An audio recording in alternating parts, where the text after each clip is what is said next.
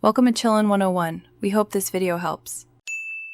You start by confirming the compromised wallet address and which tokens the sweeper bot moved or targeted.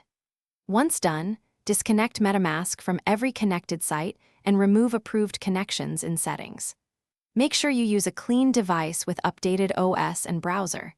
If possible, isolate the wallet by creating a new account or exporting the seed phrase to an offline, encrypted location. This reduces further exposure while you plan safe recovery and mitigation steps.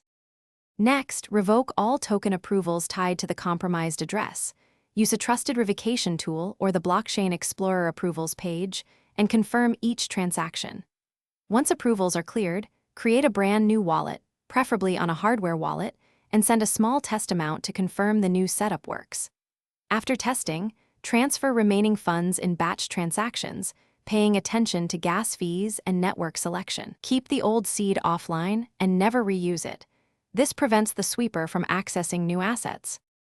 Finally, reset Metamask by removing and reinstalling the extension, then only restore using the new, secure seed on a trusted device. Never restore the compromised seed on the same environment. Monitor both old and new addresses with alerts so you catch any new sweeper attempts quickly. If you still see unauthorized transfers or missing funds, collect transaction hashes and relevant logs, then contact exchanges or support with evidence. If recovery is unlikely, focus on hardened.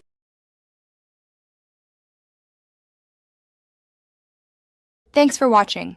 Consider subscribing if we helped you.